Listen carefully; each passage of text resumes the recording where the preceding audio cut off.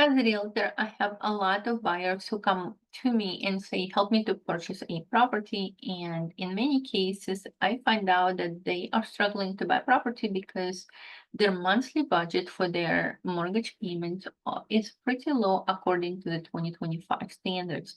So, for example, they tell me I need to pay approximately $1,400 or $1,600 or $2,000 for my mortgage payment. And unfortunately, with the interest rates of being between 6 and 8% in 2025, it is almost impossible to purchase a property that would fit within that monthly budget for your mortgage payments and still be in an acceptable shape. Of course, if you buy a complete fixer-up or a tear down, the monthly payments might be smaller, but what are you going to do with the tear down, right?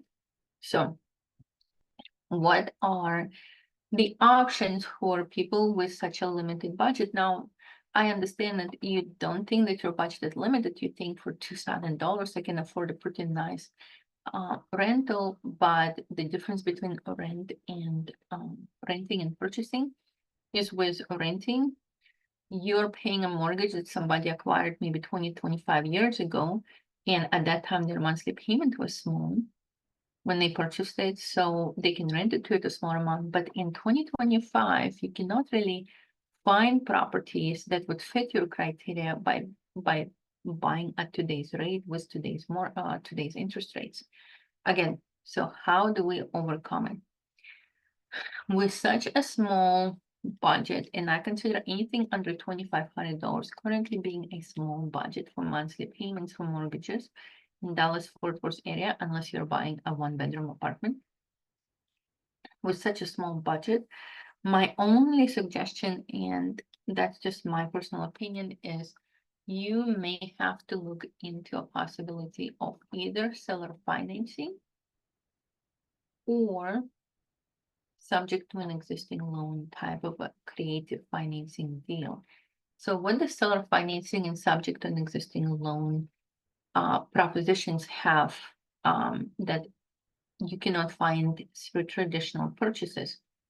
In both cases, you're taking a situation in which the seller becomes your bank in a way.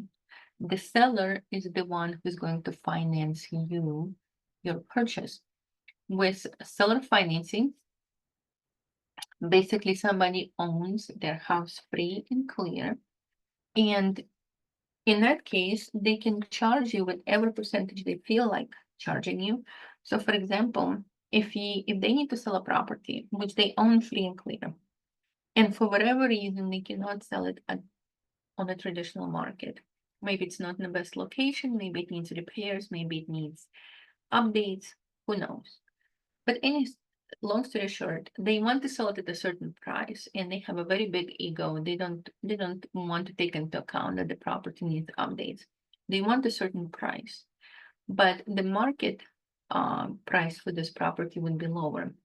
So now they're stuck. They either need to sell at a lower price, or they need to find a different way to get the same price without making repairs or adjustments. If they own the property free and clear, we could approach them and say, how about this? We will take the property at the price that you're asking as long as you can accommodate our monthly payments. Because remember, since they own their property free and clear, the only thing that they're currently paying truly are taxes and insurance. And those are hopefully not that great. So in that particular case, what we could add them is we could add them to issue us a loan either at a lower interest rate, or B, for more years than, let's just say, 30 years. A traditional mortgage is 30 years long, 15 to 30 years. Most of them are 30 years. And we can add them, can you issue us a mortgage for 50 years or for 40 years? By increasing the number of years during which the loan needs to be paid off, you automatically bring the monthly payment for that property down because you need to pay less in principal and interest per each month.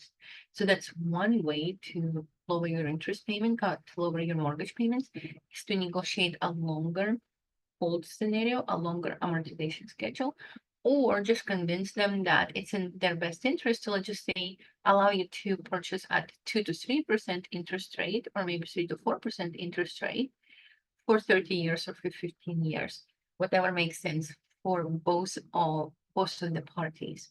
In each case, either you're negotiating a longer amortization period or you're negotiating a lower interest rate.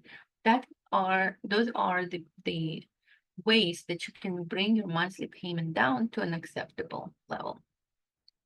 Just remember that when you take over the property, your insurance and taxes might go higher than they currently have because they might be seniors. In many cases, they're seniors.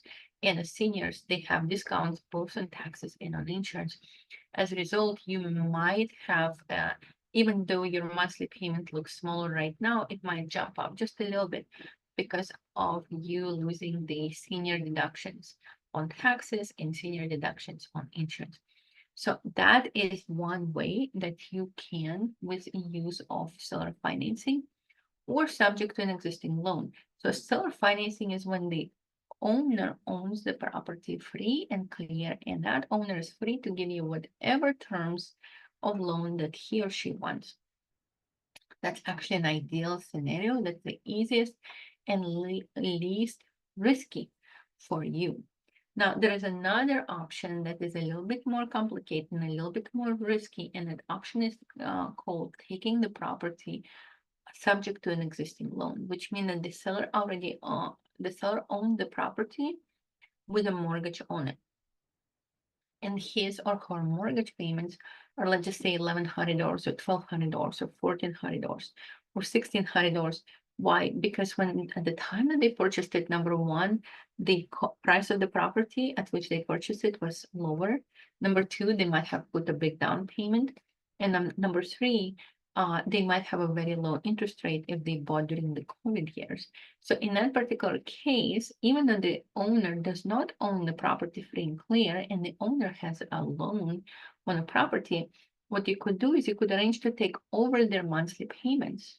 So let's just say that they're currently making monthly payments of $1,600 or $1,700, but for whatever reason, maybe a death in the family, maybe a loss of job, maybe they're retiring, or whatever their reasons, they no longer have the income to support that $1,700 per month monthly payment, or maybe the house is too big for them, they no longer need it, and they are ready to move on to their next chapter in their life, but the house is not selling currently. So what you could do in those cases is you could offer them to take over their monthly payment, taking over a small monthly payment, allowing you to stay within your budget. So those are the two. Now, the subject to an existing loan is a little bit more risky because when you do that, you have an underlying mortgage that the banker on that underlying mortgage is probably not going to be too thrilled with the idea of the seller selling off the house without paying the original loan first. So if you're going to do the subject to an existing loan, do not go to YouTube videos to learn how to do it. Number one, whatever you learn in those YouTube videos may not be exactly how it works in Texas, state of Texas. But number two, there are some tips and tricks of the trade that could make your transaction much less riskier than it normally is for subject to an existing loan transactions. I am a realtor who specializes in creative financing. I specialize in mortgage wraps, subject to an existing loan, rent to own properties, and just in general, purchases with creative financing, non-traditional financing. So as a result, I may be able to help you to avoid some pitfalls that you would otherwise encounter. What are your next steps? If you are interested in researching these topics more and finding out what you could specifically find at the level of at the mortgage level or at the mortgage amount that you can afford, let's sit down. The only condition is you cannot be represented by another realtor. If you're represented by another realtor right now and you have a written representation agreement with that realtor, then unfortunately you would have to go to that realtor to get more information. I cannot interfere into your guys' relationship.